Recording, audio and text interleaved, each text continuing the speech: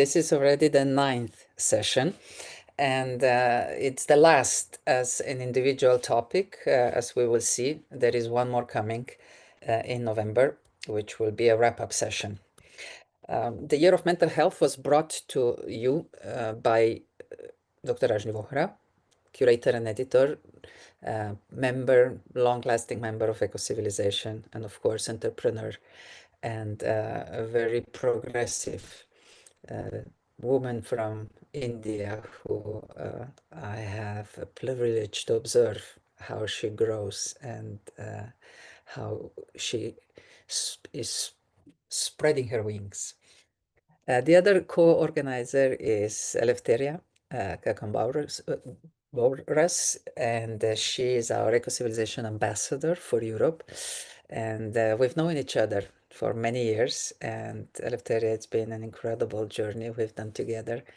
And I really admire the way how you approach to life and the way how you handle the challenges, which you don't shy away from, but at the same time, how you support people and through their difficult times.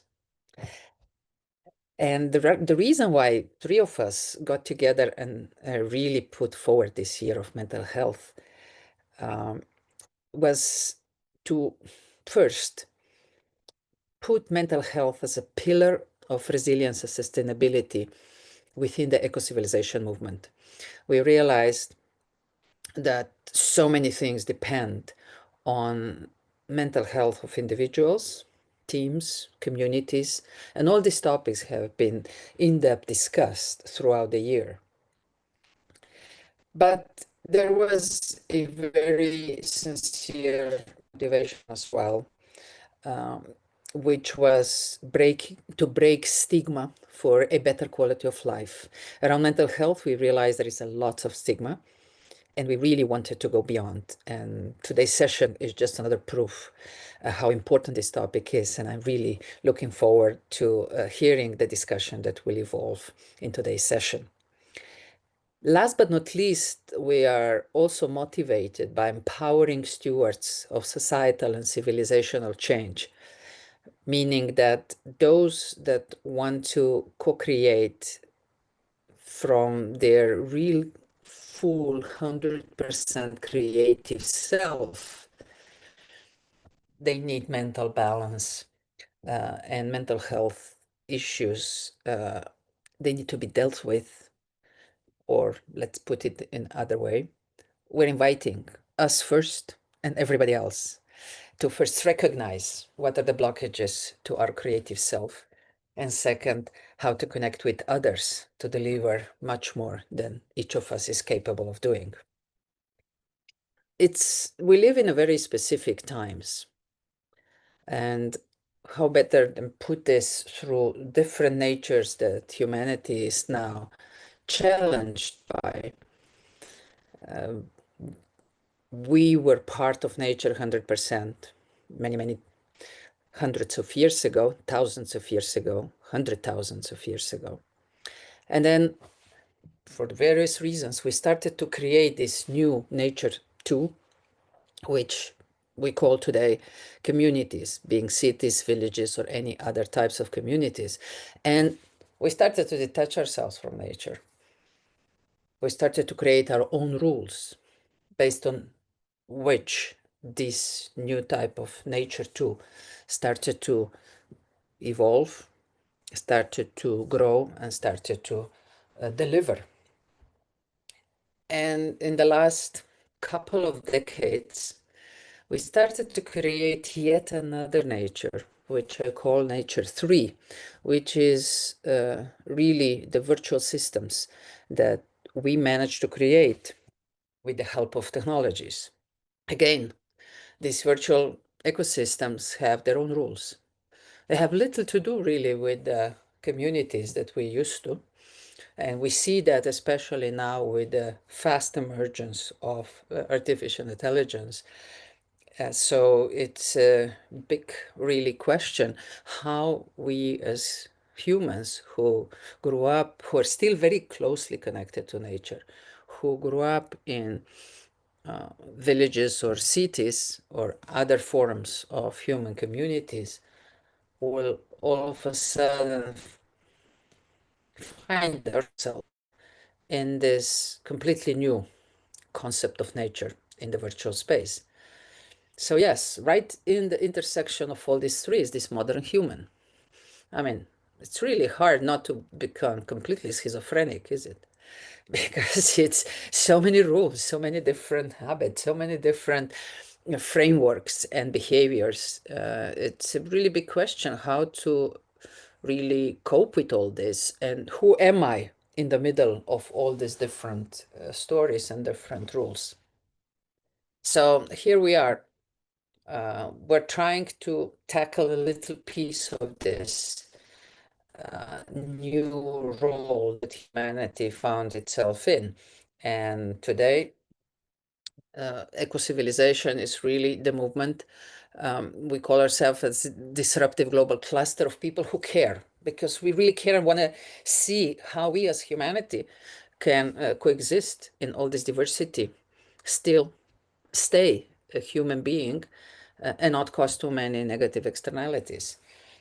So Eco-Civilization movement is creating a safe space for engagement, collaboration, and innovation, seeking the answers to all these fundamental questions that all of a sudden we started to ask ourselves. And we are eager to get some good answers based on which we can coordinate and make next steps. So more we discuss issues, more we see that all these elements could be potentially elements of a foundation of new civilization or paradigm. I'm not trying to say that we are here messiahs, but I'm very confident that in the last 5.5 years, we have opened so many topics and conducted so many discussions that we touched the hearts and minds and souls of many people.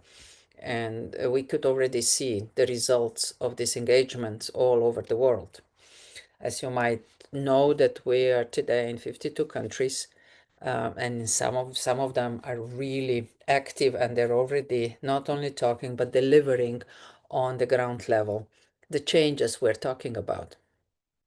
One of the foundations of eco-civilization movement, within which or around which we are calibrating ourselves and discussing different topics, is a model which I'm not going to say is a static one that everybody has to obey by.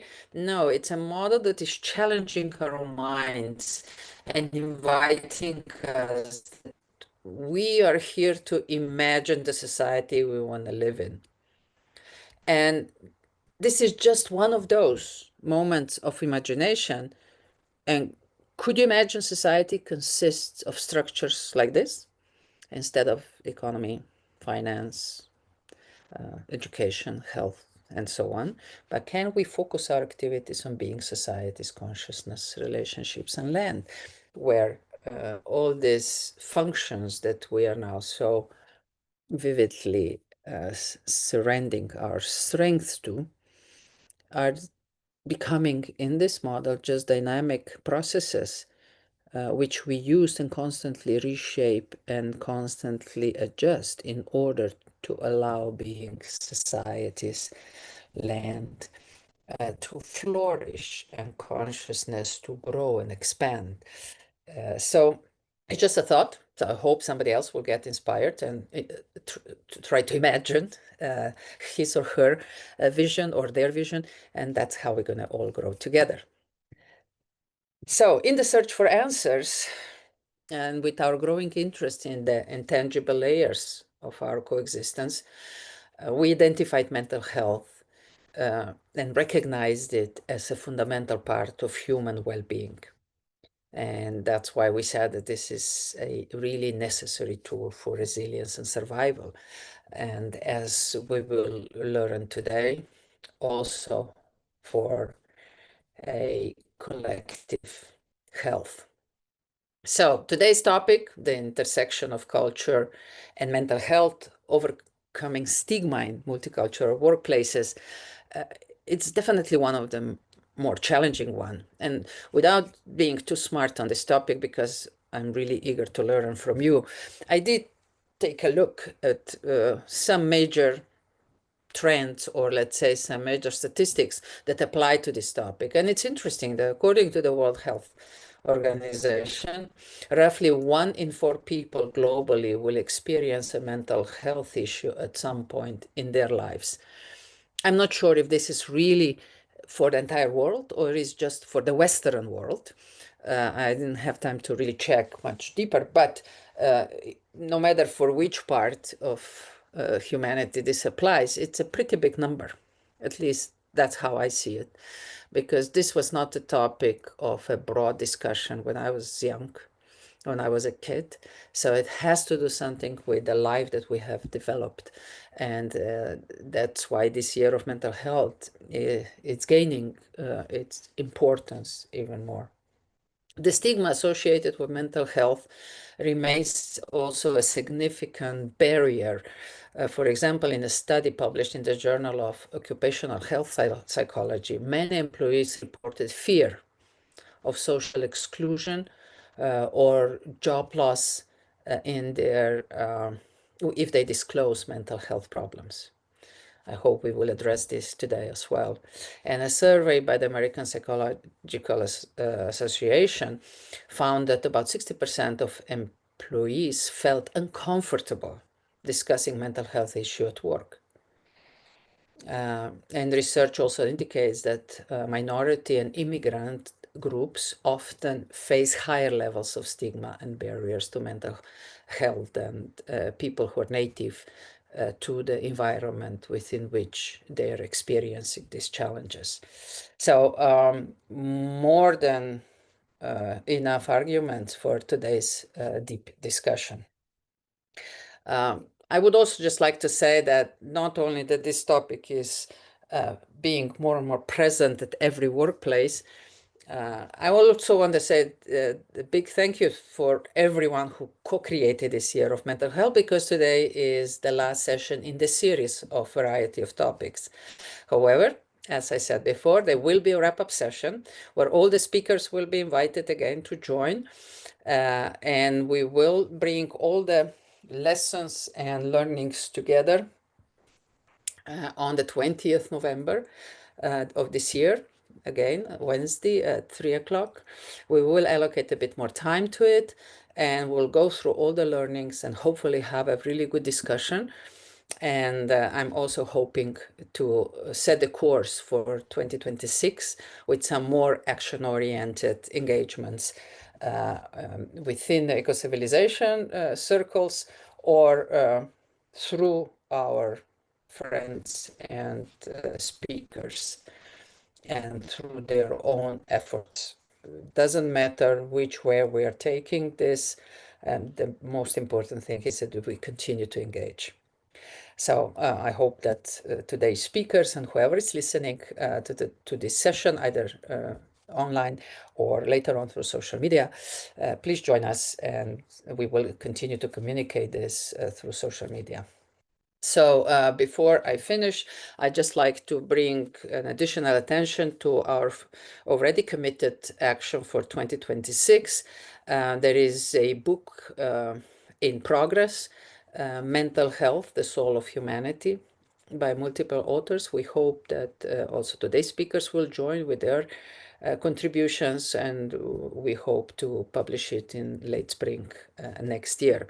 So, of course, then this book will be broadly shared globally, and we hope to make a little difference in everybody's lives whenever they face the challenges of mental health. Besides mental health, this year we just started in October with the year of Soul of the City, and the discussions continue. So next week on Wednesday, we're going to have a discussion on sacred ecology within and around. And this year of Soul of the Cities will go from October this year till October next year. There is the third topic that is still in the progress, we also, besides mental health, we also had the Year of Leadership Challenge. We're also ending this year in November, and a week after the wrap-up session of mental health, there will also be a wrap-up session on Leadership Challenge. And this, as with mental health, the book will follow with speakers of the Year of Leadership Challenge next year, hopefully by May or June in 2026. So this is all from my side. So now I'm passing my stick to Rajni and Eleftheria, and let the discussion begin. Thank you. Thank you so much, Violeta. And thank you again to everybody, especially joining us this whole year. It's been an incredible year of connecting. And what we've really learned and appreciated is that there really is a community out there who truly care. And so we normally start before our speakers, we hear from our amazing speakers here today. We would just like to invite all of us to just take a collective breath and to just center. And so I'll invite all of us to just, if you feel comfortable with that, you could just close your eyes, just settle in on your seat, feel your feet just planted on the ground. And for a moment, just turning the gaze and your awareness and attention inwards. And we'll just start with a deep belly breath in, expanding the chest. Draw that breath right to the top of your head. Pause here for a moment or two. And just following your own rhythm. When you're ready, just exhale out that breath with a huge sigh.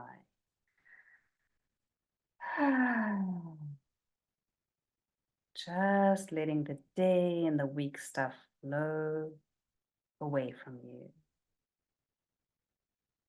Just call all the parts of yourself that is out there just present to this moment.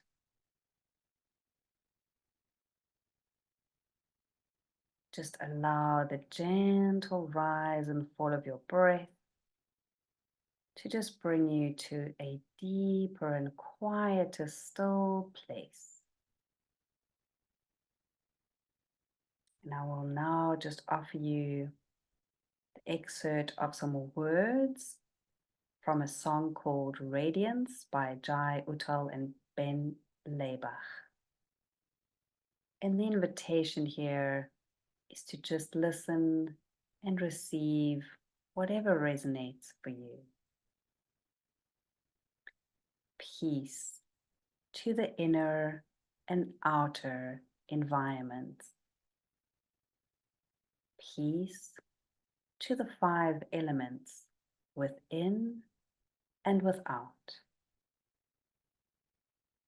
Peace to this body. Peace to this mind. Peace to this huge ocean of emotions and feelings. And by the power of the truth and for the happiness of all beings, may we have a culture of peace, a society of peace, a world of peace, where we can have days of peace, nights of peace, sleep with peace, and dreams of peace. By the power of the truth and for the healing of all beings, may we have peace in all moments and in everything.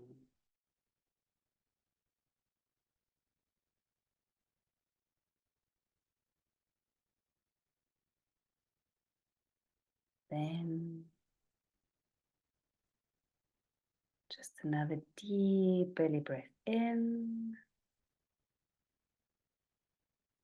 Exhaling out. Feeling your feet. Wiggling your fingers and your toes. Feeling the clothes on your body.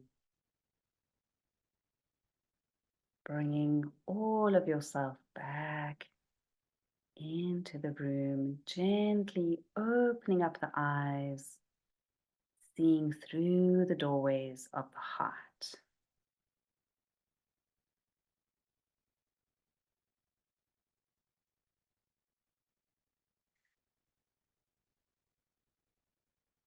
Thank you for doing deep breaths with us.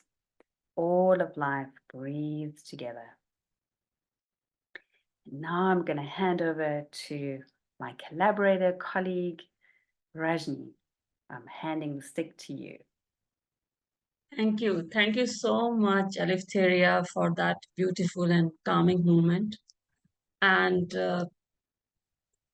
since the topic of the webinar is the intersection of the culture and mental health, so let me open the floor by inviting intercultural consultant Amira Malik from Tunisia, who is CEO of Iceberg, human potential development coach and consultant, and specialist in diversity and women leadership. With nearly 20 years of experience in training, consulting, and coaching, Amira empowers individuals to unlock their potential and lead with authenticity and purpose. As the founder of Iceberg Training and Consulting, she designs transformative learning journeys for professionals, youth, and organizations. Recognized for her expertise in women's empowerment and leadership, Amira inspires people to grow from within and create meaningful, lasting impact. The floor is all yours, Amira. Thank you so much, Rajni. Thank you, everyone.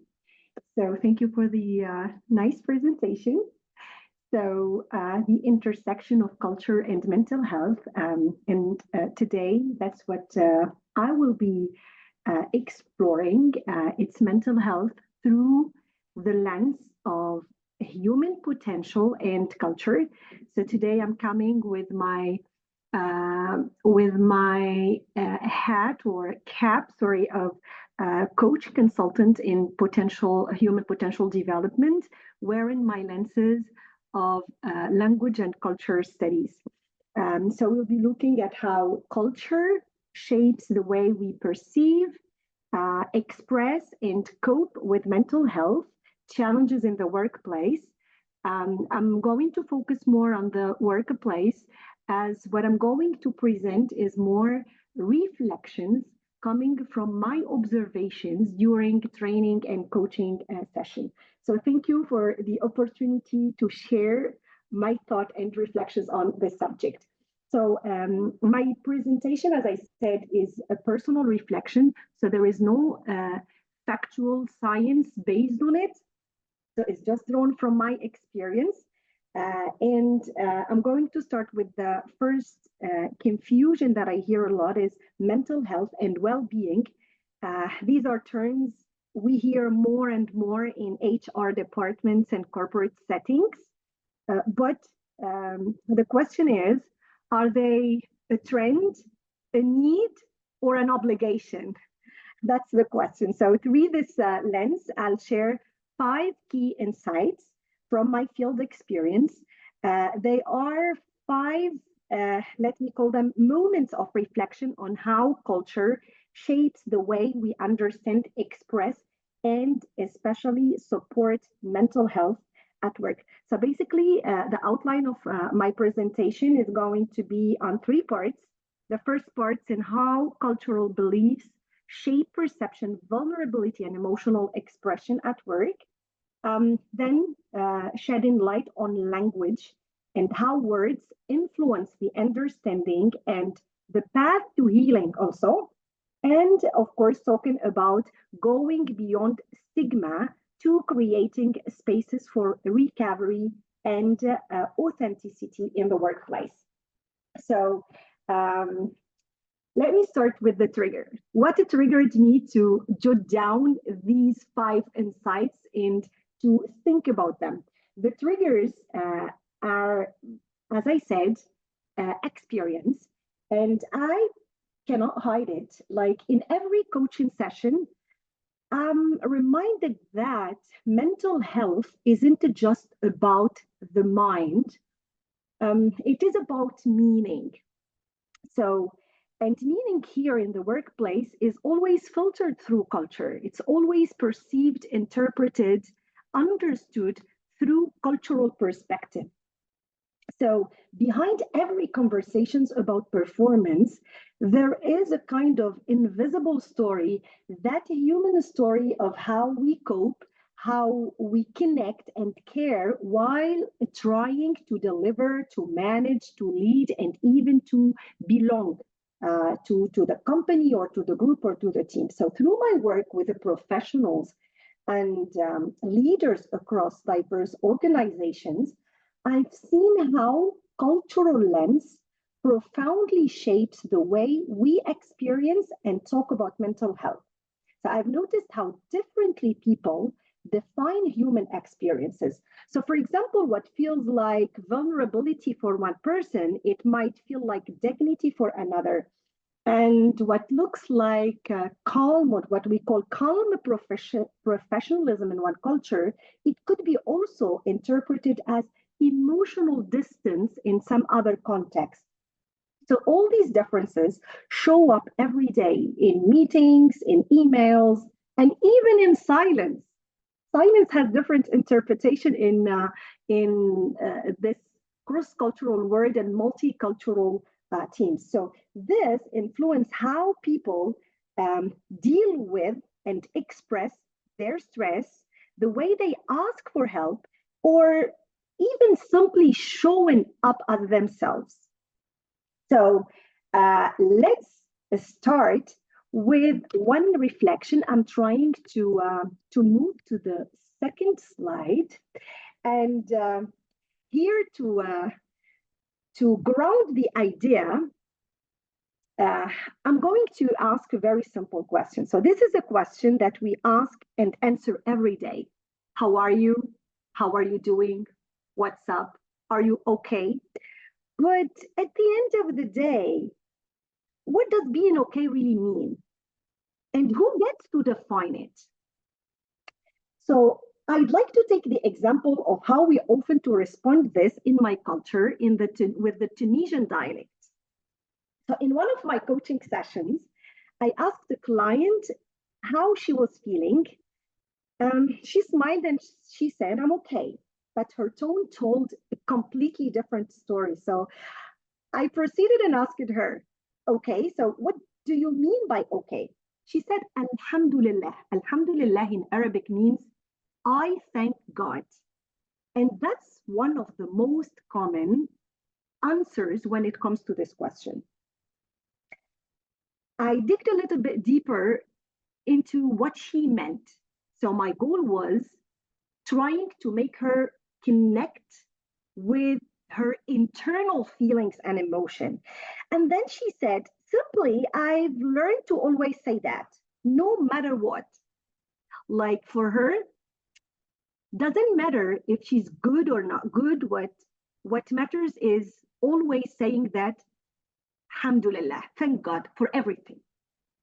And then she added that speaking up wouldn't it change anything. So why would she tell me how she was feeling or speaking up about that? So that moment stayed with me, and this reminded me how easily gratitude and endurance, undoubtedly, these are both beautiful values, beautiful traits, but they can coexist with silence and emotional fatigue as well. So, and here comes my very first insight of this presentation, is that mental health is never neutral. It's always filtered through culture, through what we were taught to express or to hide. I'll dig a little bit deeper into culture and into the language. So I would say that because when we start noticing these subtle responses, we realize that mental health is not just psychological, it's cultural. And it's shaped by how our communities teach us to deal with discomfort, with expression, with disclosure, and strength. So in some cultures, being okay simply means you keep going. You don't show up your struggles. You don't stop. You don't even look at your struggles. You don't look at your sufferings. You keep going. So, and here are some of the replies to this question in my culture. So many people, I don't know, out of modesty, limited emotional vocabulary, or just a wish to avoid appearing vulnerable, they would respond with a sentence like, Kif Innes. Kif Innes means in Tunisian Arabic, like everyone else. That's an answer. How are you doing? Like everyone else. Or another expression, خير من ناس وأقل من ناس. I translate that. Better than some, worse than others. So how are you doing? Better than some, worse than others. Look at the language. Look how deep this is. So these expressions sound harmless, even polite, but they reveal something deeper. How cultural norms teach us to minimize our emotions, to downplay our struggles, and blend in rather than open up. And perhaps what they also do is suppress the personal experience. You know, that journey of navigating emotions and healings, it's a whole journey. So when we measure our state against others, or when we silence our feelings to appear strong, we lose touch with what's truly happening within. And here comes my second reflection. So the first one is that mental health, it's not neutral, it's filtered through culture. The first insight or reflection is that mental health, it's not about comparison. It's about connection. And this connection is with ourselves first. So this brings me to the next idea. It's that distinction this distinction between comparison to others and connection with oneself often reminds me of a confusion I frequently encounter during meetings with HR professionals, like training needs analysis sessions with HR departments. It's that confusion between mental health and well-being when setting their strategies, when drafting their yearly training programs. So these two terms are often used interchangeably, yet they refer to different dimensions of the same human experience. And when it comes to improving mental health at work, that's a topic now at the center of every organizational conversation. I think that not knowing the distinction, it's like setting out a journey without a destination. So you end up nowhere. Like that's really very important to know that distinction. So let me take a moment quickly to shed some light on this difference. So mental health, it's more about how we think, how we feel, how we cope. So it is a kind of an internal dialogue that shapes our confidence, focus, and resilience, as we talked about resilience. So it is a kind of an inner space. Whenever I get the chance to use a metaphor, I compare mental health to the engine and well-being to the journey. Because well-being, on the other hand, it's more about that outer expression of that balance. It is how we live, how we relate and sustain ourselves over time. So I often say mental health enables performance, but what sustains it is well-being. So we need to be a bit clear about that. Let's take an example from the workplace. So having, for example, fitness programs, great offices, and those yoga sessions that we see more and more nowadays in the workplace, it's fine, it's good. But if people don't feel safe saying, I'm not okay, then what we call well-being remains incomplete. Because true well-being begins when mental health is valued and not managed. So I think that the real blockage to uh, well-being and mental health is that desire to manage them rather than to value and understand them. And that's where culture comes in. It's because culture defines and it shapes what being okay even means. So I will move to the first, sorry, I did not, here we go. That's the first part of the presentation that is split into 4 parts. So the first one, I'm going to give more importance to the culture with real examples from multicultural environments. So here, every organization, it has its culture, but within it, each of us bring a micro culture shaped by our upbringing, our nationality, our values and family stories. And those layers, those what I call invisible rules, influence how we express emotions, how we handle conflicts, also, cope, or even showing confidence. So they define what people consider as professional, unprofessional, correct, not incorrect, emotional, or acceptable, non-acceptable. So let me give you an example of how these invisible rules play out in real life. So in one of my multinational team I coached, I noticed that during a kind of a tough situation, I would call it, I noticed that the manager's calm silence during that situation was interpreted very differently. So one colleague saw it as indifference. The other one, he saw it as wisdom, as strength, as professionalism. So the same goes for sadness, for anger. Silence can signal respect, but for other, it could be mistaken for disengagement. Sadness, it could be shared collectively, or in some cultures, in some contexts, internalized. Anger, also, it could be considered as strength or disrespect. So depends on the context, depends on the cultural background. So here the workplace becomes a mirror of all these differences.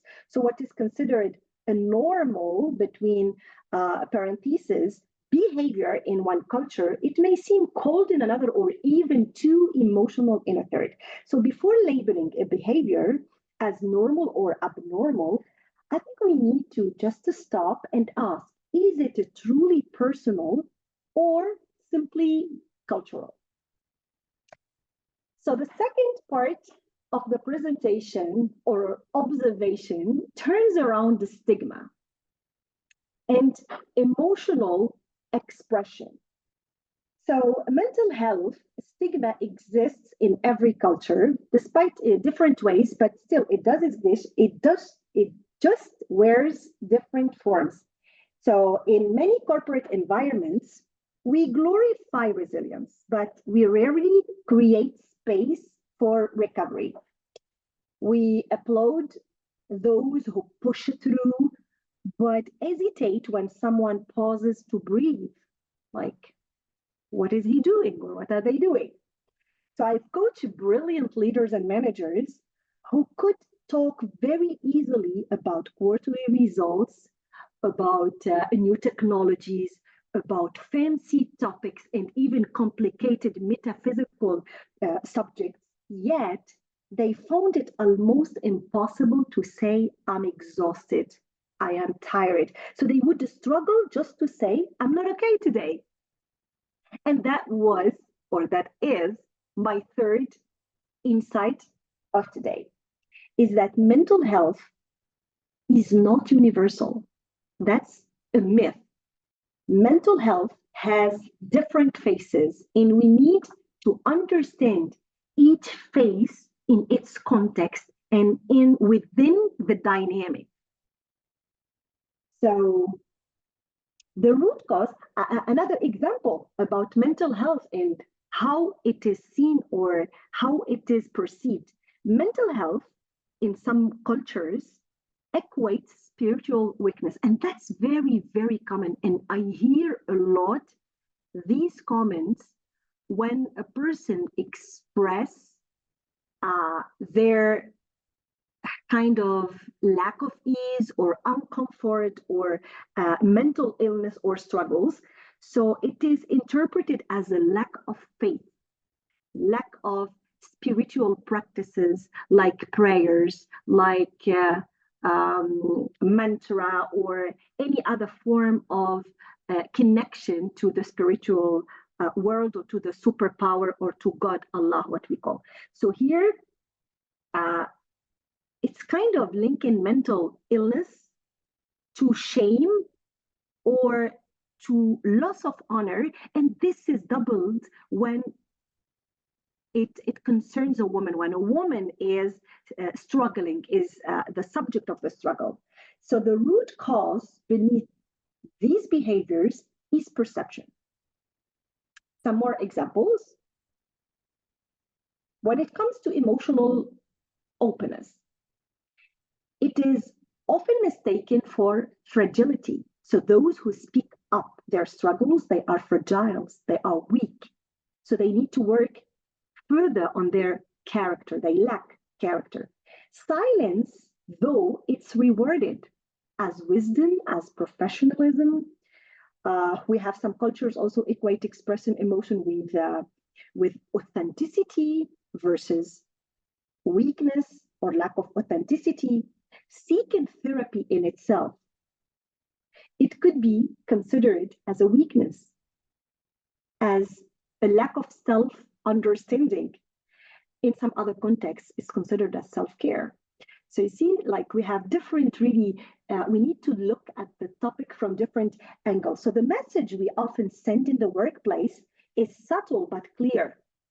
It's okay to optimize performance, but not to acknowledge your struggles, not to talk about your pain, not to show your stress. You have to hide, not even to manage. It's about hiding. It's about camouflaging, no matter how you are really doing. So that's the paradox. We celebrate resilience, and yet we hesitate to make room for vulnerability. But mental health at work isn't just about how well you cope as an individual. It's about that collective permission to be human. It's to embrace your humanity. So when people feel safe to say, I'm not okay without fear, like the fear of judgment, the fear of rejection, or any kind of consequence, that's when true well-being begins. So as I often say in global companies, we often train teams to communicate better, but I rarely see in their training or program or potential development strategy how to feel better together. And that's also important. And that brings me to another layer of this conversation, which is language. And here we go. That's my best part, to be honest, because the biggest part of observation was in this part. It's about how we use language. So language, mental health, and healing. Why it's important? I want to highlight this. The way we speak about our emotions, the way we speak about our suffering and struggles deeply shapes the way we experience them. I say it again. The way we speak about our emotions, struggles, sufferings shapes the way we experience them. And here, where language plays a huge role in influencing mental health. So the question here, how does it affect, I mean, not just how we express ourselves, but how we understand what we feel? And I can share two lessons in this part, like two outcomes of this observation. The first one is that what we cannot name, what we cannot give a name, we cannot heal. We need to understand what we are going through, name our emotional experience or our struggle, to validate it, and then to embark on that journey of healing. When we cannot name what we feel, we deny its existence, and sometimes we even turn it into something shameful, something invalid. So language both empower or limit the way we express those struggles like distress, sadness, anger. In some cultures, there isn't even a direct word for depression or burnout. That's the example of my culture. No exact term for that. And most of the terms we use, they are negative attributes, like a person who lost his mind, who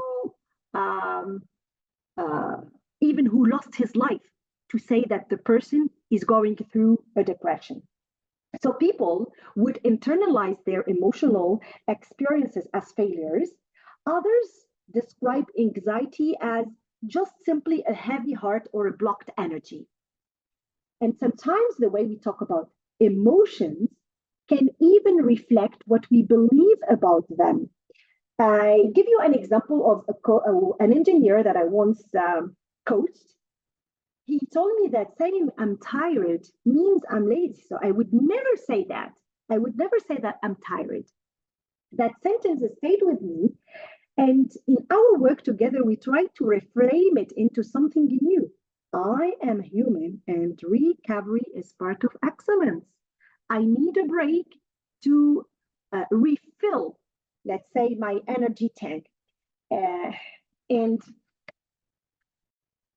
sometimes the first step toward well-being is rewriting the story we tell ourselves, to be able to deal with the stories that others, that our environment are telling us.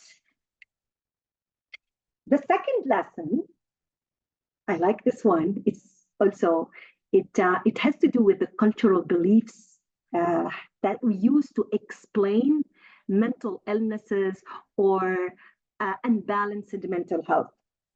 When words are missing, beliefs fill the space. And this lesson or this observation came to my mind when I was watching a program about fortune tellers and about the spiritual healers that are the kind of potential solution to many people who struggle with their mental health. So interpretation, it's true that they can bring comfort, but also they can stand in the way of healing. In my culture, for example, and in many other cultures, psychological distress or emotional suffering isn't always recognized as an internal experience. It's often externalized and explained through ideas like the evil eye, the magic, the negative energy, the contact, the devil contact. So we have many different expressions or explanation for what is not going with us emotionally, mentally, and psychologically.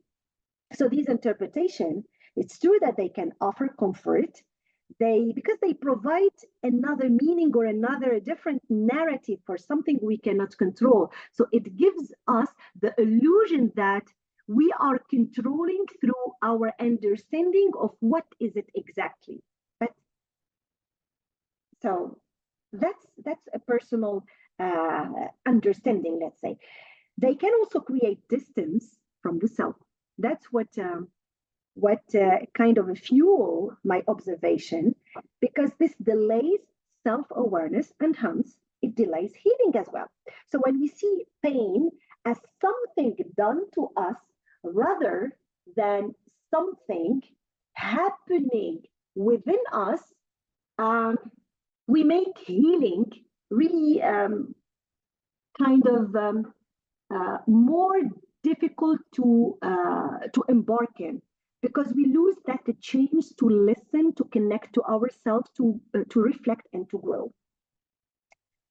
I like this thought. So when pain is seen as an enemy outside, we stop listening to the voice inside, let's say. So, and these are cultural beliefs. Some of the cultural beliefs I was talking about, the evil eye, the black magic or the magic, the negative energy. And then we go to those spiritual people to tell us what is it exactly, which of these explanation relate with my experience.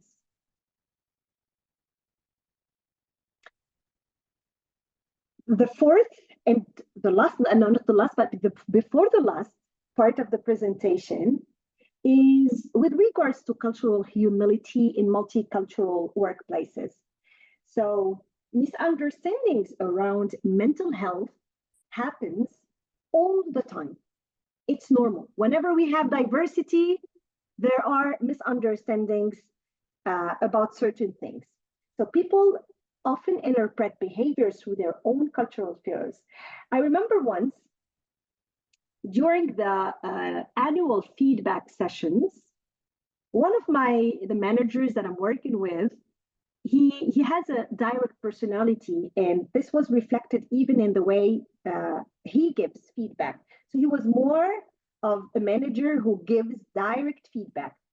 So some of his team members, they saw this as empowering to them, but some others, they considered it as very aggressive. So the polite refusals, they could be interpreted as indecisiveness in one culture, but respect in another. So even silence, it carries multiple meanings like wisdom, disengagement, respect. So behind these reactions often lies unspoken emotional experience, be it stress, rejection, judgment, all those kind of fears, or simply different coping mechanism. So at its core, these are not just communication gaps, they are what I call emotional gaps. And here comes my first insight of today, is that mental health isn't only personal, but it's interactional. It shows up in how we listen, communicate, lead, and interpret each other or interact with each others. And this is where cultural humility becomes essential. It is, I would say, it's not about pretending to know everything. That's impossible. It's rather about understanding each and everyone. It's about staying curious. It's about willing to understand, and it's about being open to learning from everyone. So as coaches and leaders and managers, we don't need to have all the answers to everything. We just need to hold space for differences. So this mindset expands our understanding of empathy from being just a skill to being a stance. So empathy is not just a skill, but it is a stance. It is your choice where to stand. What if we just paused and rethought what empathy truly means, not as something we do, but as something we become? And this reflection really matters because in most corporate and coaching programs, the focus is on helping people communicate better, how to give feedback, how to speak up, how to present with impact, but we rarely teach people how to listen differently. Yet, it's through that kind of listening that is deep, that is curious, that is judgment-free, that empathy moves from being a soft skills to becoming a real leadership stance. And once we begin to listen differently, something shifts. It's our focus moves from convincing to connecting in. You see that photo here? It kind of inspires connection. Cultural humility, my own definition for it is that accepting that your perspective is not the only one and that silence does not always mean agreement. Emotion does not always mean a weakness. So in coaching, I've learned this, that humility is not about lowering yourself. It's about lifting the other person's experience long enough to see the world through their eyes. So, isn't that what true leadership is? It's the courage to listen beyond words, especially in today's global and cross cultural world. I don't know if time permits, so I can share with you 4 of the tools I use in my cross cultural leadership sessions. What do you think, Rajni? Amira, actually, we are running a bit of short of time, but So I if will time skip permit, then we will definitely invite you again to share yeah, those insights. We are very interested listening to that, provided we have time. So I hope you understand. yes, definitely. So I will close just with the 5th and last insight and keep the tools probably for later. So as I will begin to listen differently, something powerful happens. We start to see differently too.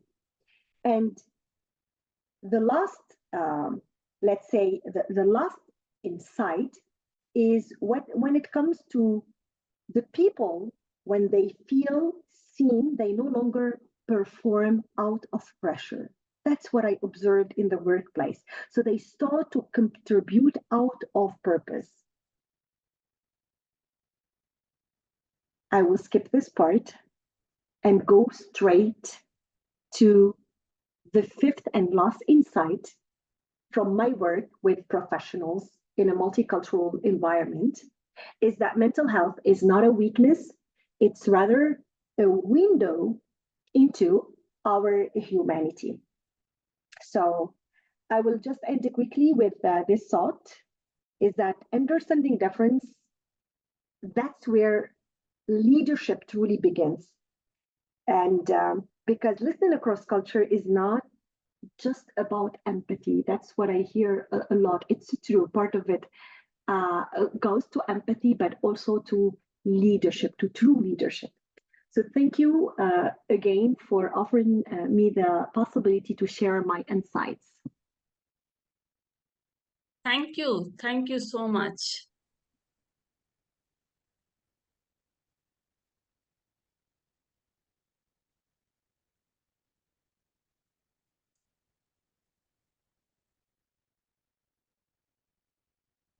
Can you please remove the presentation from the screen, Amira?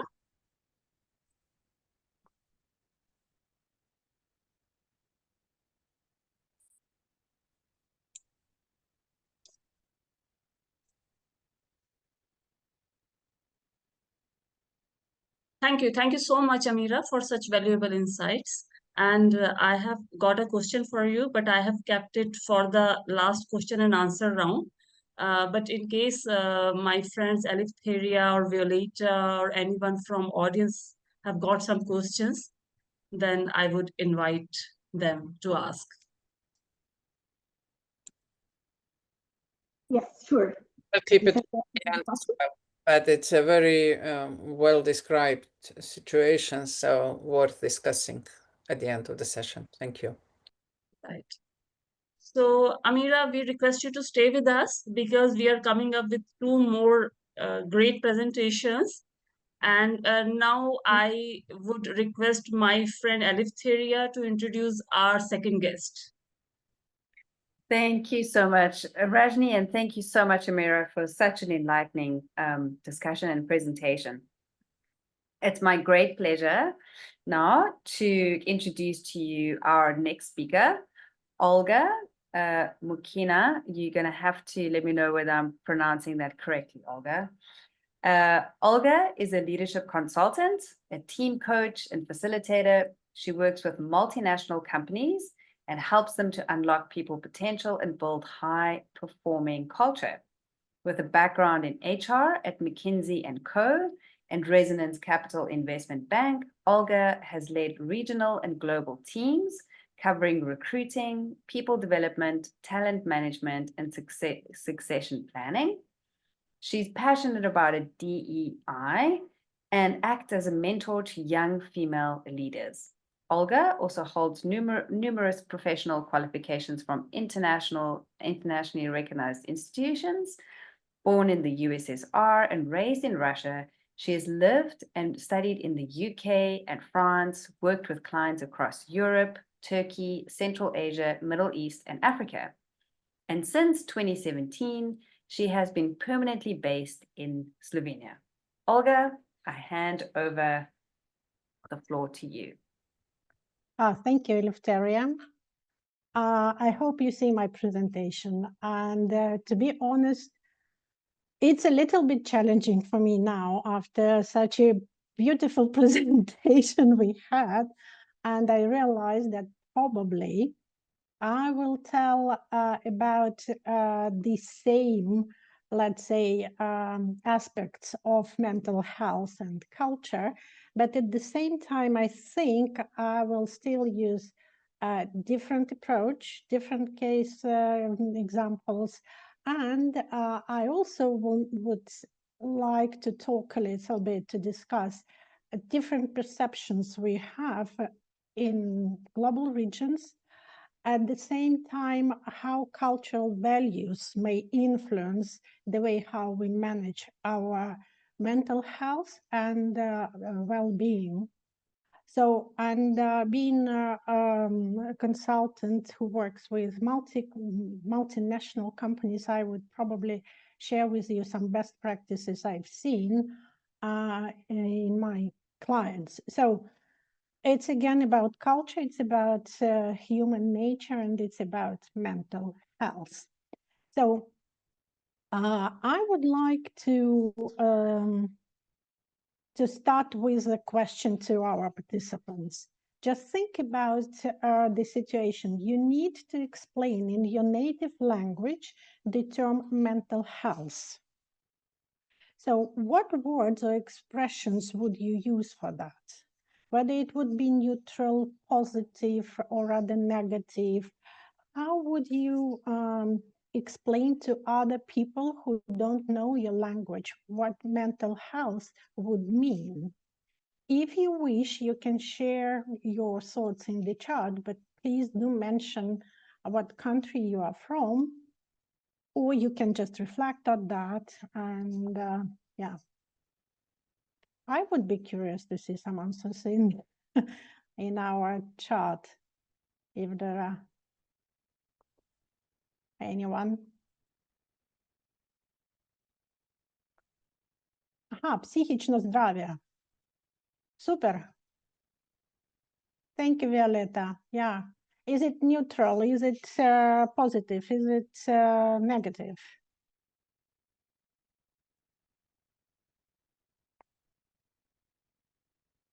Neutral, yeah. I prepared some examples for you because really our Amira was absolutely right. Our language even helps us to understand how we can approach this topic of mental health at workplace. In English, probably in international English, mental health is rather positive. Yeah, we talk about emotional balance concept. The same in Portuguese. People talk about that in public. It's not a problem for them. And the mental health, this wording is often used as an explanation of some programs on mindfulness, emotional education. So I guess, again, it's rather positive. In Slovenian, psychično zdravje, as Violeta wrote, duševno zdravje, it means soul health. It's neutral. Probably in some different contexts, we may see that it sounds rather formal, but it's not negative. It's interesting enough. In my native language, you also may say duševное здоровье, but it's rather negative. I would say people would rather use different words to tell about the same topic.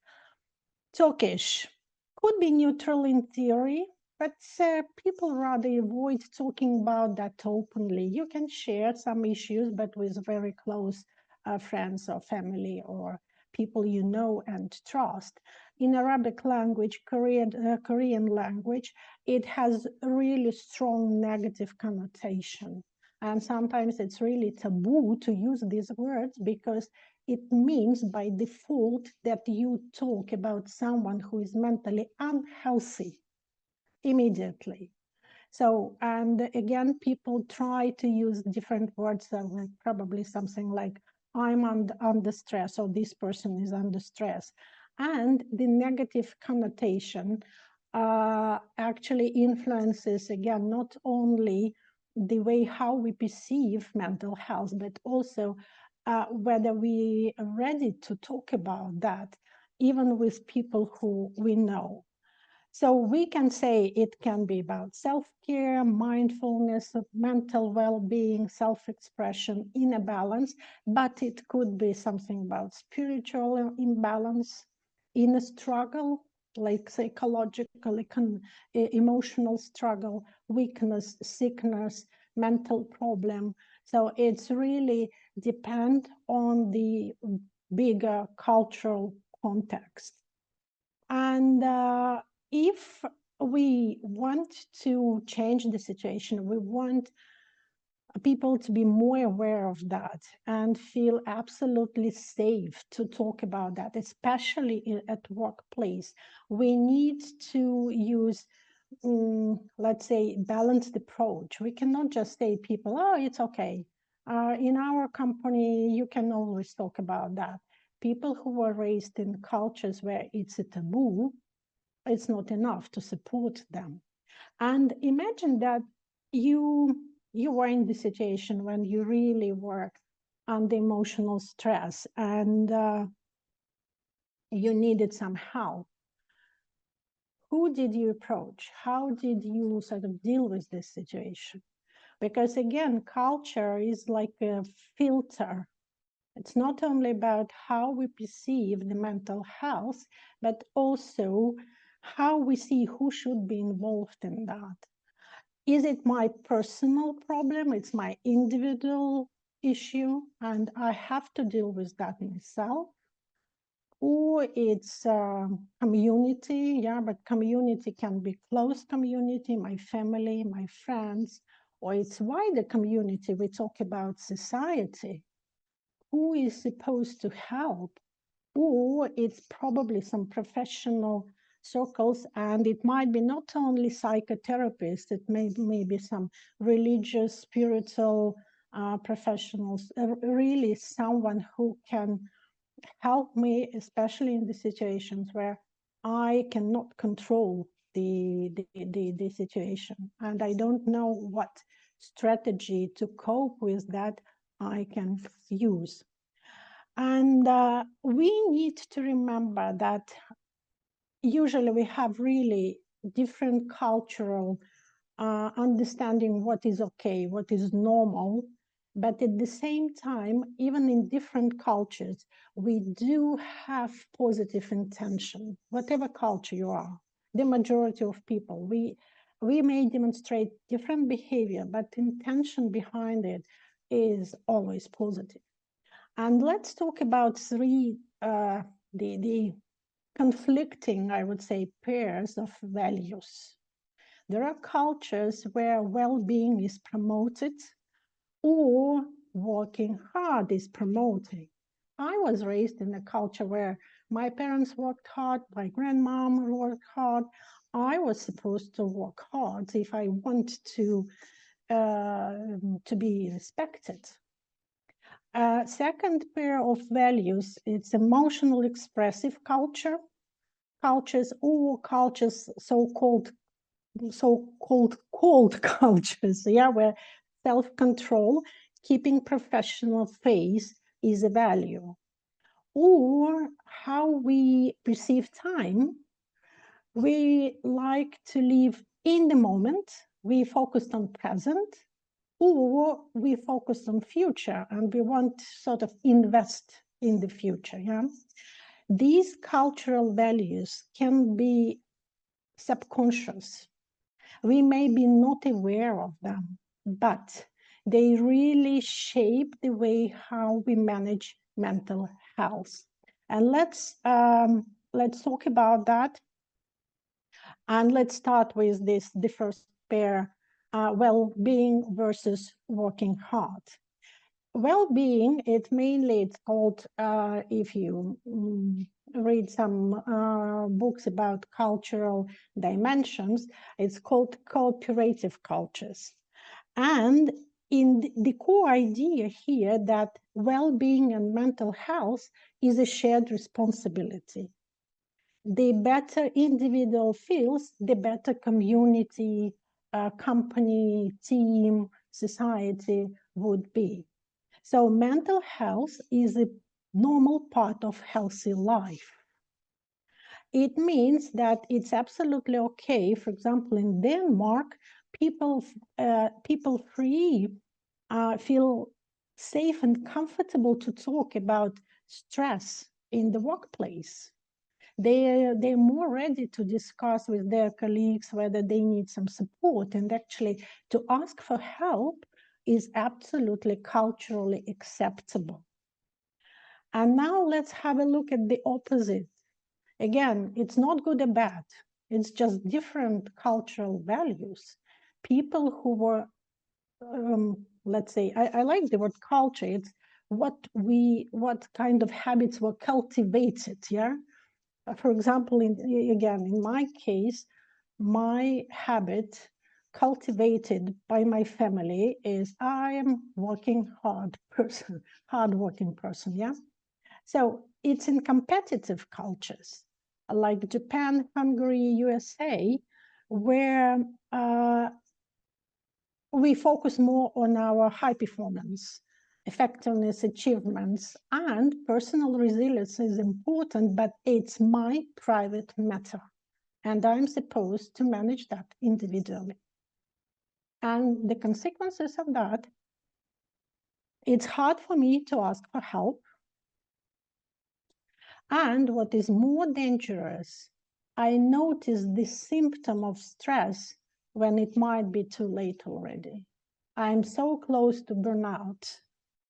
I don't have the habit to recognize the first symptoms. And again, if I admit the stress, it might be actually not good for my individual professional reputation. So people are really struggling with that. And now imagine that we have multicultural team. How can you balance that? We do want to have achievements. We do want to achieve business results. Yes, we do. Do we want people in the team feel comfortable, not stressed, rather engaged? Yes, we do. How can we balance that? That's really leadership challenge, and this is an organizational challenge. And I'm going to share some best practices with you later on. So the second pair is like emotional expression or self-control. Expressive cultures, Italy, Brazil, Mexico, again, the core idea is that showing emotions in public, it's a sign of my openness and authenticity. I don't have hidden agenda.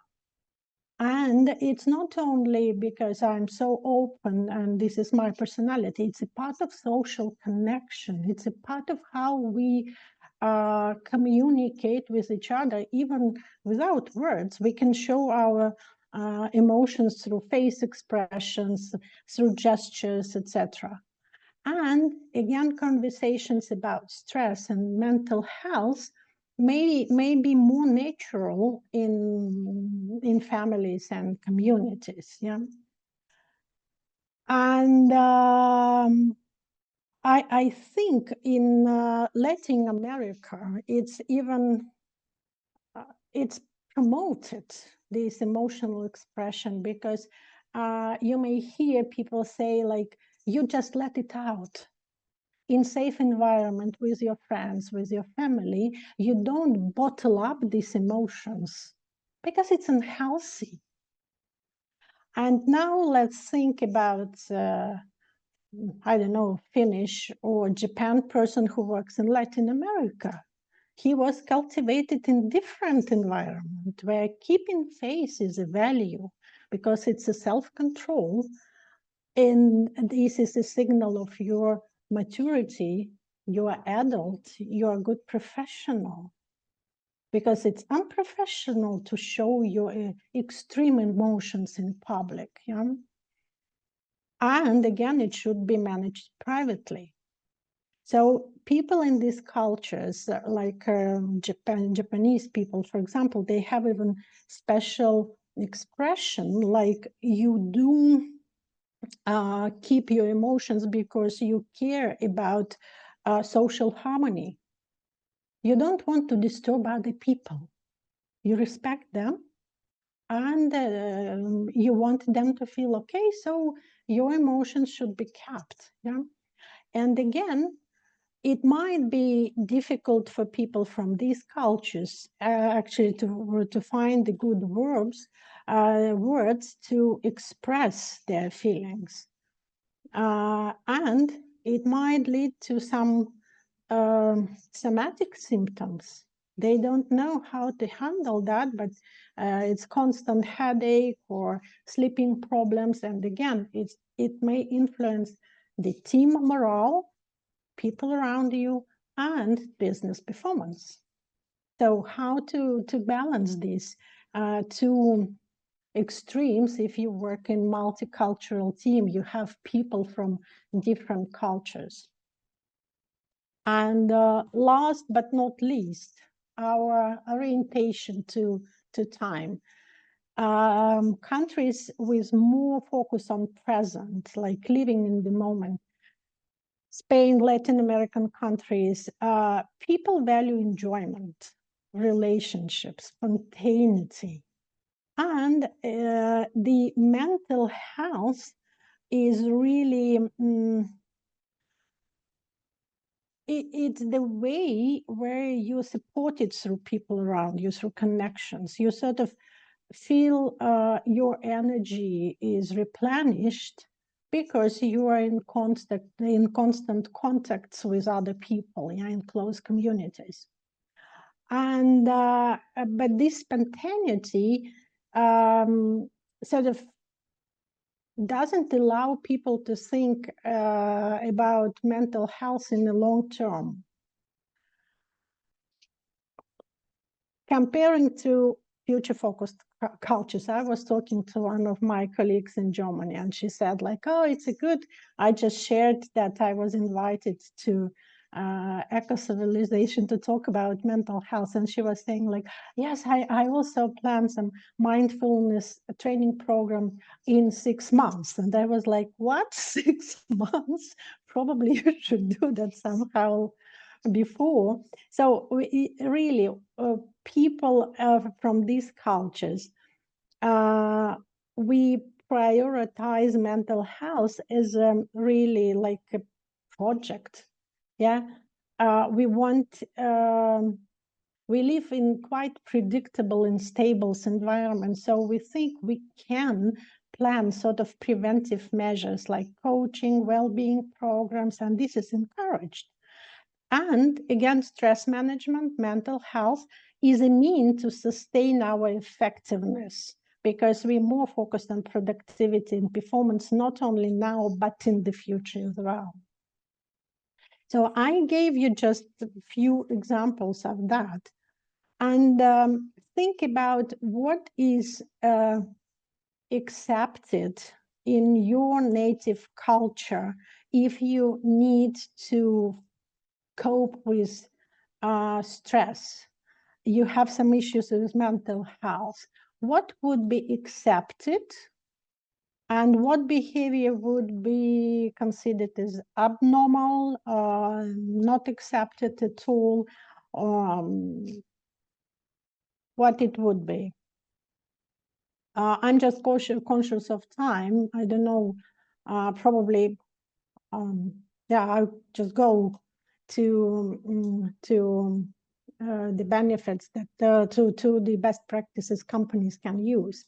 What I often see when I work with companies, first of all, this issue is just given to deal with to HR people.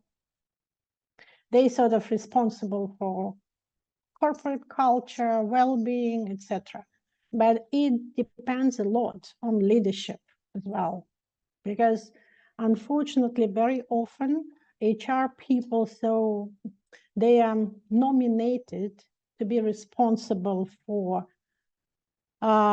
well-being, but they don't have a decision-making power, and they don't have the decision power on budgets and etc. So they have quite limited area of influence, but at the same time, they are sort of named as a key people to be responsible for corporate culture.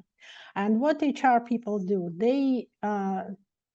they start some initiatives and they create workplace policies. Good, but it's not the first step.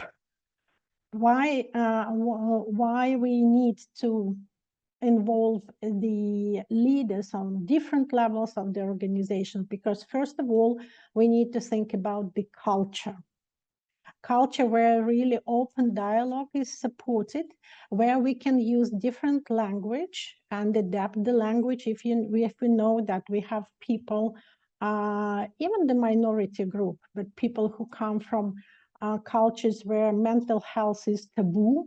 Probably we just use different language, like stress management, so let's talk about well-being. And again, we need to think about diversity of coping strategies, because what works in one culture will not work in another culture. And I always say, like, we need to encourage people just to share how does it work in your country or your culture. Probably we can actually, this sharing of ideas can also provoke our thinking, and we can find the new strategies. Why not? The second thing what we need as a companies to do, we need to make these mental health benefits really tangible, visible. We need to promote them, and we need them to be accessible. Equal access, meaning sometimes we have people who work remotely, or we have people who have like hybrid regimes of working, or a lot of these programs and mental health initiatives or well-being initiatives, they are launched in headquarters, but how about local offices? People work on big different distances, but they also need this support. So we need to promote these initiatives. We need to highlight the positive experience and benefits, but also in some cultures, we need to include different activities, sport activities, family activities, etc. One of my clients, they like to do once a year, they do this children day in the office. They just bring kids. And it also helps people to feel like, wow, my kids now understand better what I'm doing. Why did I choose this profession?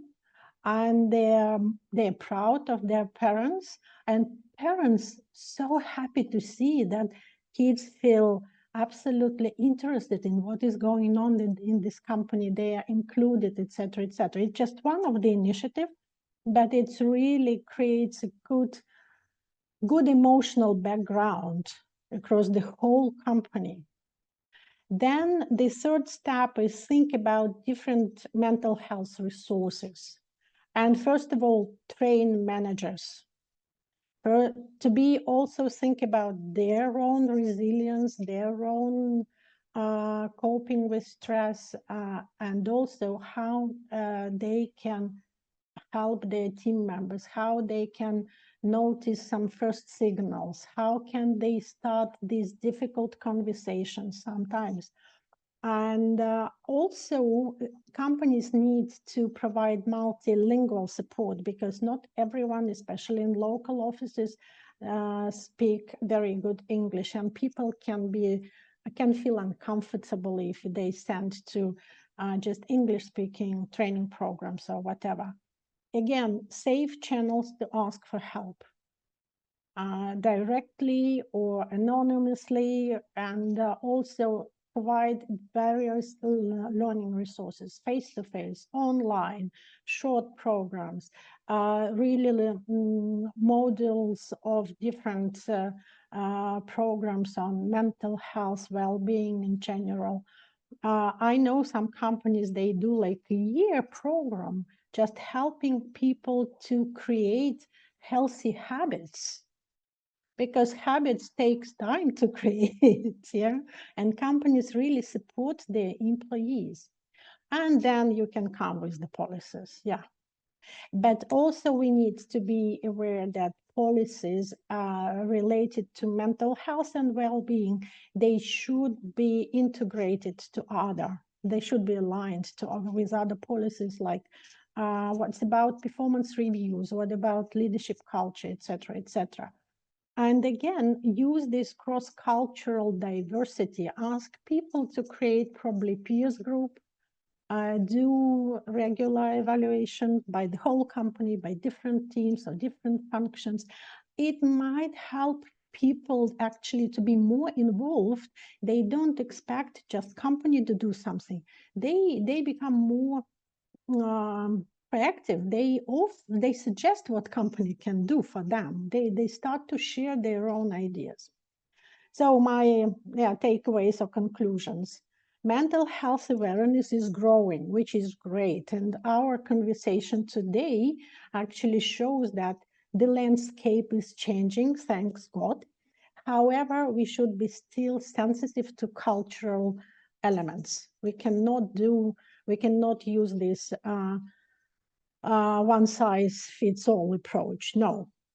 And the culture shapes the way how we define mental health, how we express it, and how we seek solutions and how we ask for help. We need to work on reducing mental health stigma in multicultural workplace, but it's not easy way. It's not a single initiative. Remember about culture, benefits, resources, and policies. Everything should be aligned. And only in this way we can come to the situation where mental health is perceived as a normal part of organizational well-being and organizational operations.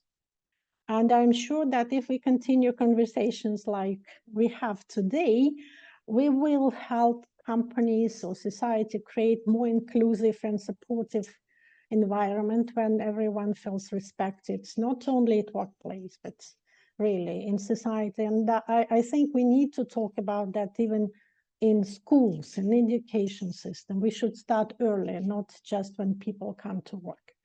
It should be really like a complex approach. Thank you for your time. Thank you so much, Olga, for a wonderful presentation and for connecting everything for us. And I'm going to encourage everybody to hold your questions. And Olga, if you can stay with us to the end, and I'm going to ask everybody to hold their questions until after our next presenter so we can ask the questions together. And so, Rajni, I hand over to you to introduce our next speaker. Thank you, Eleftheria. And it's time to invite our next guest, who is an organizational psychologist and psychotherapist, Ekaterina Pandharkame, who works at the intersection of business and psychology. For the past 7 years, she has been helping individuals and teams across the world navigate transitions, emotional challenges, and cultural shifts in both personal and professional contexts. Her background in corporate HR and psychotherapy allows her to connect psychological insights with real world organizational dynamics. Can't wait to hear from you, Ekaterina. The stage is all yours. Thank you so much. Hello, everybody, once again. Hope everything is visible. Yes? Yes. Perfect. So I'm going to talk short. And while listening, I just realized that I have a goal to leave you with questions, not to give answers or not to make something more understandable. That was my goal. Like, if there will be something which will pinch you, which will make you ask or argue or object, so my goal will be done. So I'm going to talk more of stories. And then if you will resonate with that, and if you remember your story, it would be nice if you can share afterwards or in comments so we can discuss around that. So I called it mental health comes from home, friends, colleagues, and of course, culture. So the agenda will be quite simple. I'll tell you some story about Kate and how she saw different motivation in different distance, in different locations and cultures, and then what can be done with that. And mainly I'm going to talk and tell stories and some output out of it. So I was using Hofstede as a system, but this system was mainly on my experience.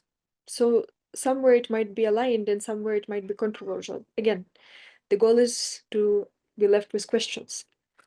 So let's begin. My name is Ekaterina, but it's difficult to pronounce for everybody except people from Russia. So usually I ask people to call me Kate or somebody calls KitKat, whatever is comfortable, but still. So I work in the borderline of psychotherapy, classical psychotherapy, then organizational psychology, and HR. So it all combined, messed up, and all aligned together. And so far, I've worked with founders, with teams, with the individual from 19 countries, I guess, if my count is right. And some really funny stories came out of this. So those stories I want to share. Mainly, Russia and India will be two main characters. So Russia is where the name comes from, and India where the accent comes from. So as you can see, and the main insights of culture also came from Indian workspace and comparison of Russian and Indian workspace. So I'll tell you a little bit more about that. So when after having some nice experience in Russia, in Europe, in ex-Soviet countries, when I came to some company in Bangalore, and person on my third day of office, my colleague, my employee to be precise, took me to the washroom and told me, "Ma'am, your distance between two buttons is too big. Your position is not allowing you to have the same." That shoot me to my head. First I got confused. I was like, how is that possible? Why the person is saying something like that? How rude it can be.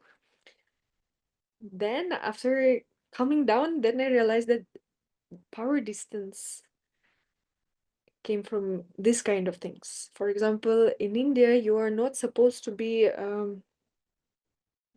talking the same way with your colleagues and with your reportees and with your boss. In India, you're not supposed to leave your office before your boss leaves the office.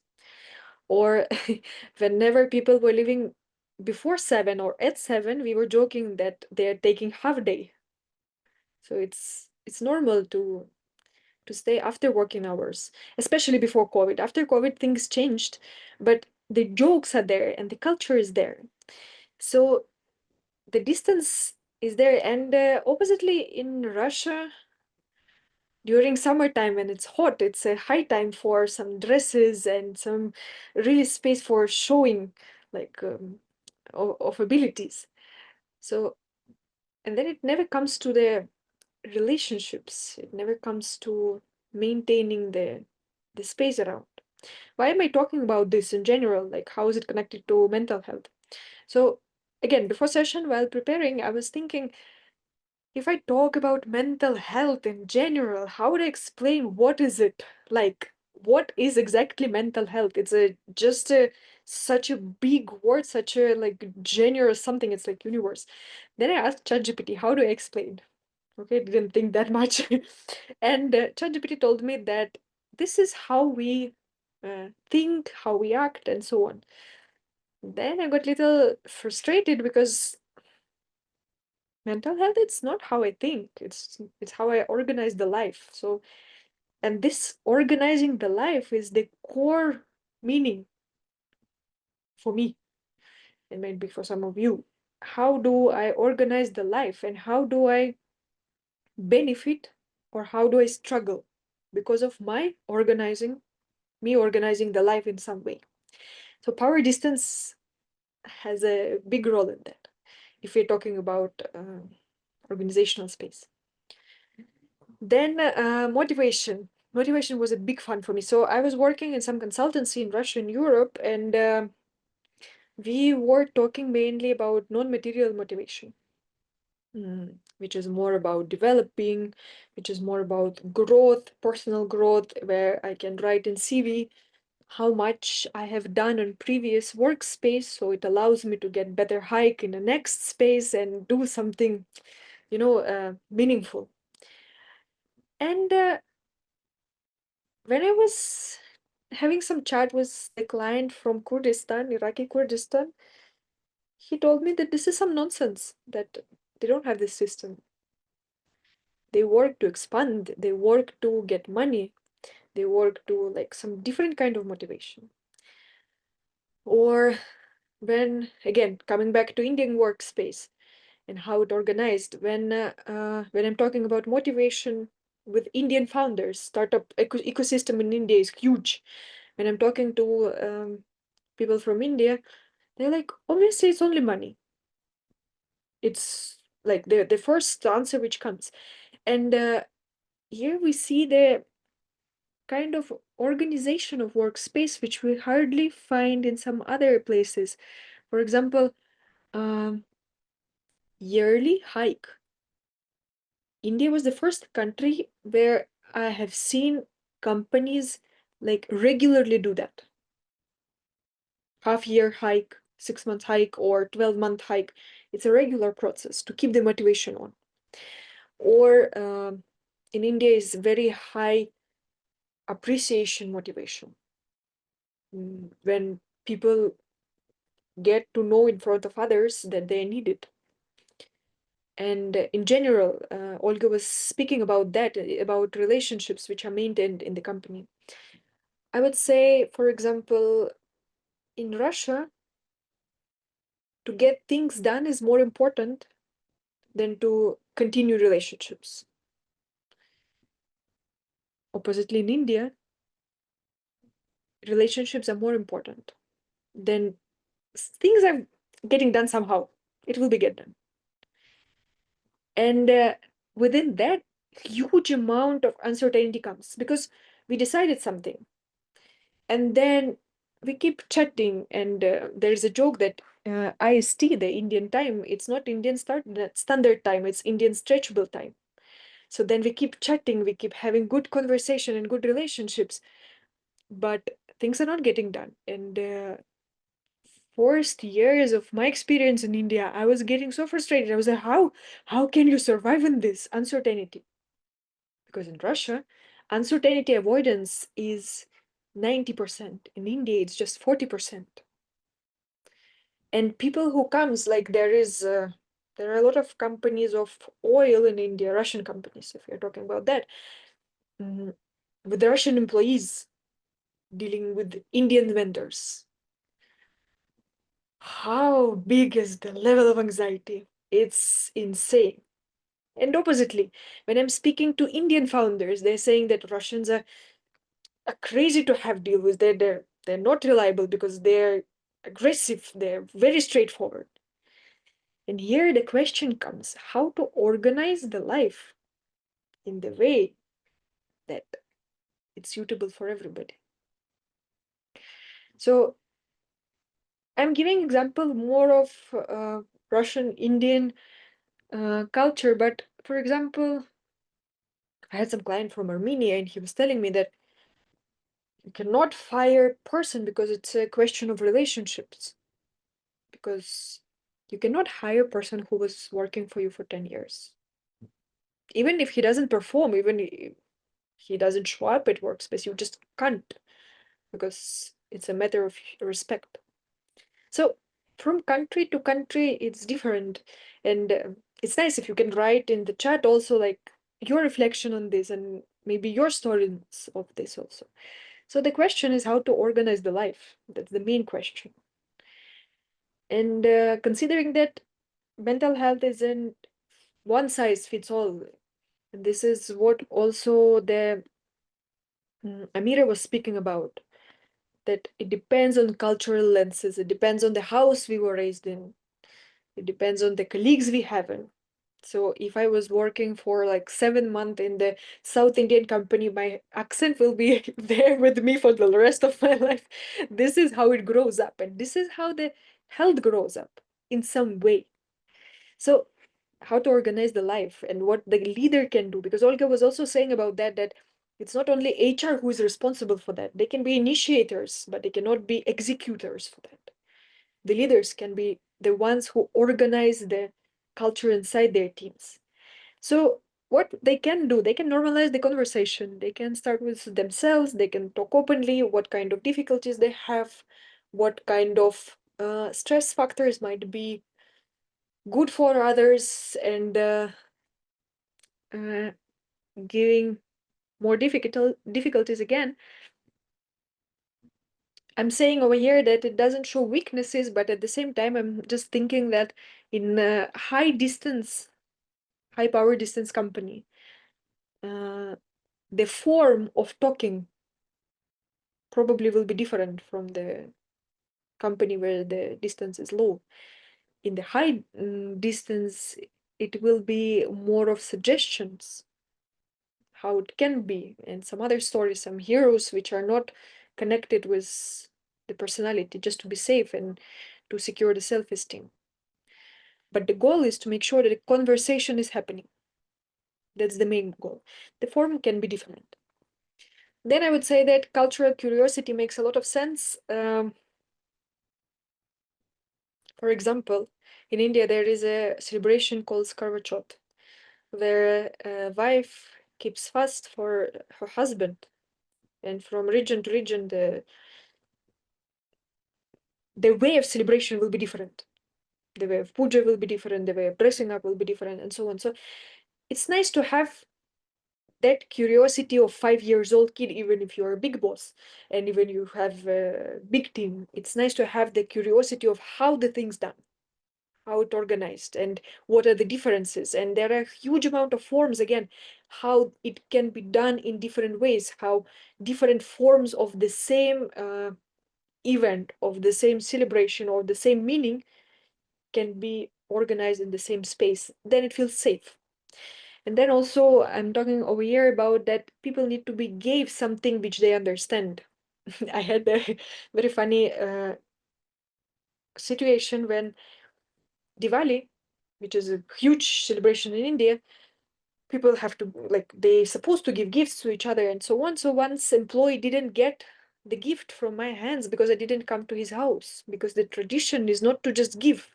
The tradition is to come to the house and show that you respect. So that's a very big question. And to be honest, I don't have an answer for that. What is more important, to remember where I come from, or to give the person which he understands that he respected? So that's a controversial question, and the answer will be left with everyone on their own understanding of life. But within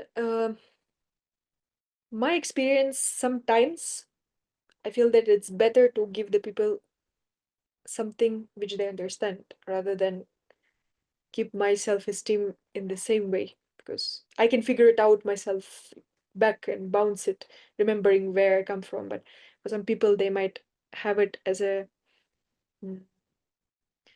personal touch, which they will remember with the positive or negative attitude. And of course, tailored support. Again, Olga was talking about that already, instead of just policy, which is like single for everything and for everybody. It's nice to have a diverse format because, again, for European countries, some open conversations, some coaching ones, and some group therapy, even inside the organization, will be more appreciated than, for example, in India. In India, it will be more of surveys, some anonymous forms, and exercises of productivity, which includes mental health exercises inside. So what I also try to say is that forms are different, but the goal remains the same. These 3 points which I was using, it's all came from Hofstede and a little bit from Mayer. If you're interested, you can read about that. And I guess on YouTube, there are a huge amount of videos on the same topic. That's it. I was trying to be as compact as I can. If you have questions or objects, or you want to tell your story, I'm very happy to hear some. So you can reach out. So Thank you so much. Thank you. Thank you so much for making some truly resonating points, because being an Indian myself, I can completely relate to what you shared. You shared some of the examples which are like we have been observing, we have been thinking about since childhood. But as you said that, cultures, especially when you enter into a diverse culture, altogether different culture, there are always challenges that you have to face. And I can totally understand, being someone from Russia and now settled in India, you must have faced various sort of cultural differences, not only at linguistic level, but also at religious or maybe at ritual levels. So thank you for bringing and sharing with us. And on that note, let's open the floor for questions. So I request Eleftheria, Violeta, and all our viewers who are listening and watching it, if they have any questions for our guest speakers, please feel free to share.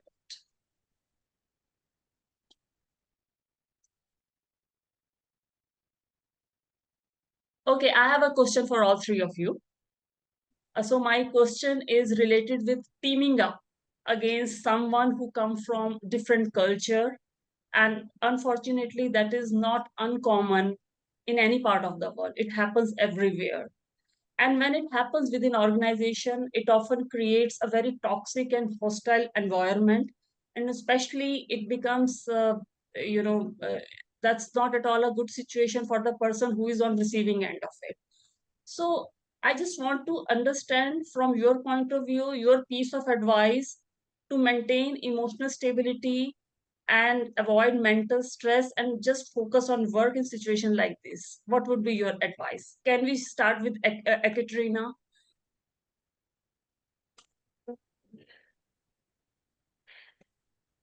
Whenever some situation happens which I don't understand, or which makes me like angry or very frustrated, and I get very fast, then before coming to the speed where I start scolding everything and everybody, I try to ask myself what kind of need this person tries to bring over here through this weird form which he chooses. Like, what kind of need is there behind? And that helps me to find my form which will be understandable for this person or for situation. Okay, thank you. Olga? Whenever I talk to leaders who have this multicultural team, and culture is not only country, I always ask them to really to watch and support the only ones. For example, the only woman in the board, the only person who doesn't have IT background, but in this computer high-tech company, or someone who is really the only one.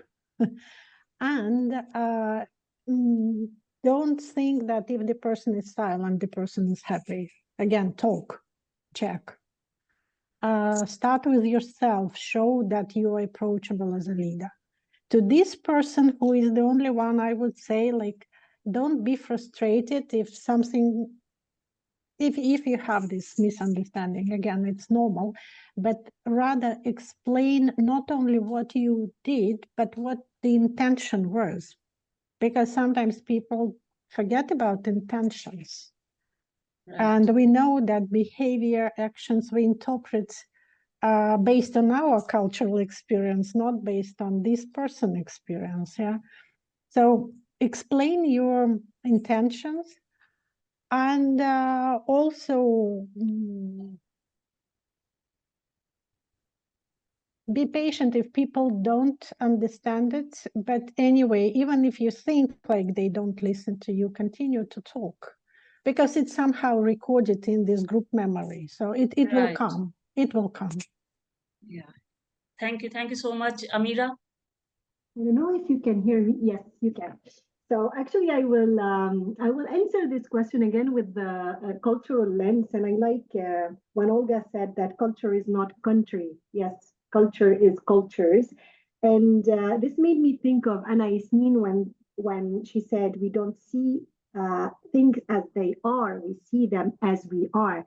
So, and usually we try to understand cultures, but it would be, I think, more reasonable to start understanding our own glasses, those lenses that we use to interpret the world. So, again, self awareness to me is always the starting point to establishing that emotional stability. So, understanding our own emotional trigger, what irritates us, what makes, what kind of triggers depression or destabilizes us, noticing the changes in your body, in your feelings, labeling them, naming them, talking about them. And this makes me go back to the first exercise that of the meditation in this session.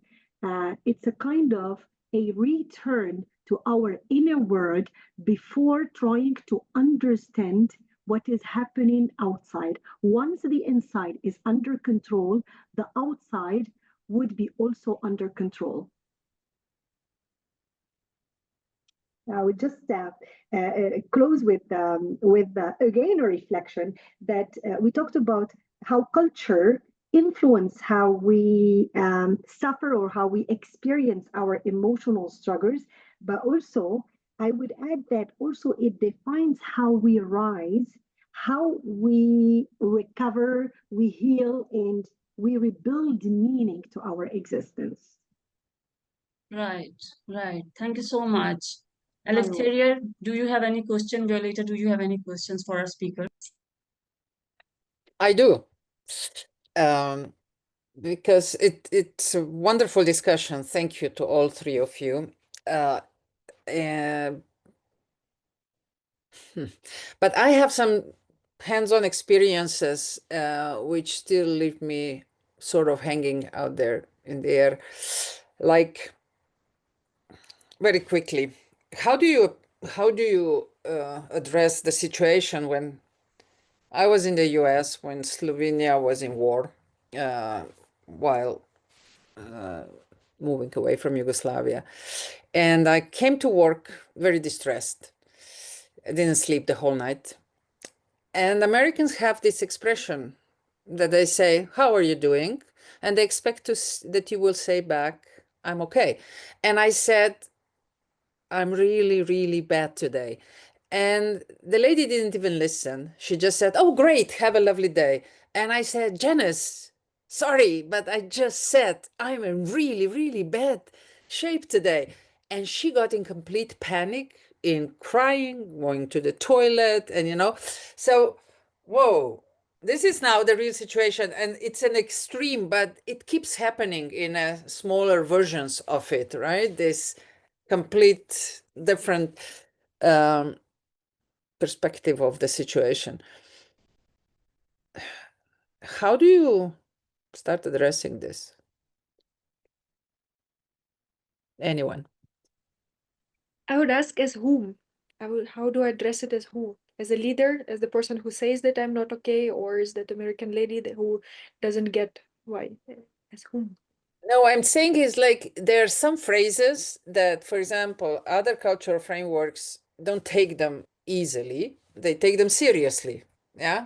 It's the same expression, let's get together sometimes. And if Americans say that, they never want to see you really. But if you say that in Slovenia, you would immediately say, okay, when do you have time? Let's get together. Let's see, let's get a commitment. So who is here? I mean, who starts sort of balancing this out? Is it the one that comes as a new, like an outsider to the established culture? Is it only on those? Yeah, it's just this question is hanging out there. I don't know the answer. So maybe one of you from experiences can share. Oh, Violeta, I also don't have an answer. But, you know, I would say to everyone who's involved, just be curious what is happening. And when the situation is over, come back and discuss it. Okay, what happened? Mm. And sometimes you just need to apologize, saying like, Violeta, I'm sorry, I didn't listen to you. It was just the routine ritual in the morning to say, how are you? Yeah. But you expect that to be part of the culture. But when you are in US, that's not part of the culture. So am I We don't. will always manage, I mean, probably as a newcomer, because the same question is here in Slovenia when you have more and more foreigners and people say, oh, they should get adjusted to our culture. But it's probably not. It's a mutual dance, which nobody really understands because nobody has taught anyone that this. I like this mutual dance that you create. There is no like particular steps you can do because this is the dance that everyone knows now. But you're absolutely right.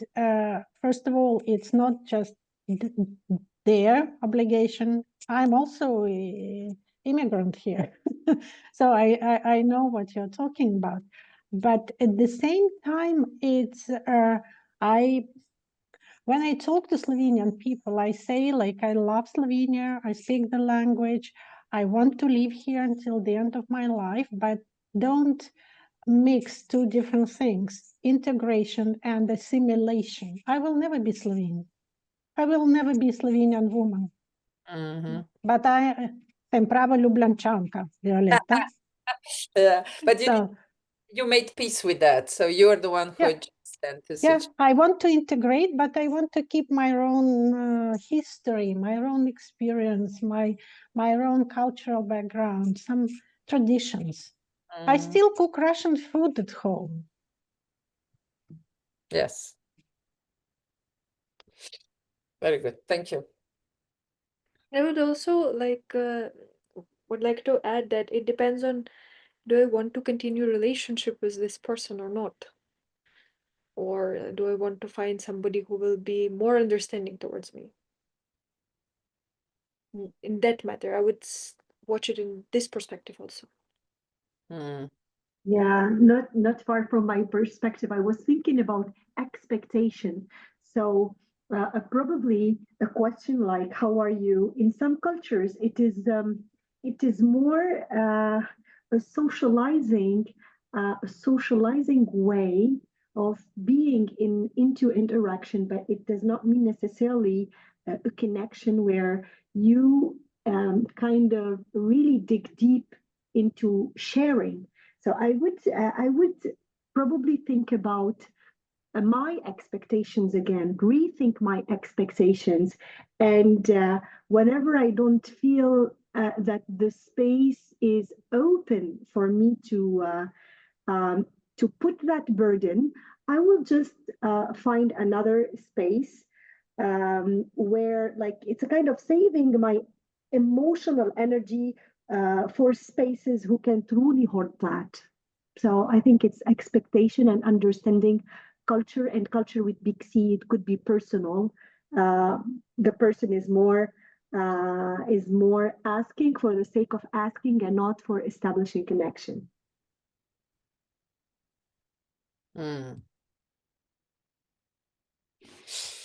Thank you for the example. Really, it kind of leaves you thinking about this complex but nice human interaction. Right. Okay, good. Eleftheria, do we have any more questions for our guest? I think it was such a rich discussion, and I think it's one that that can continue. And I think it's a topic and almost a new language we all have to learn, develop, and continue with. And so I really just want to thank you for a wonderful discussion, amazing topic presentation. I learned a lot. I'm sure we all learned a lot today.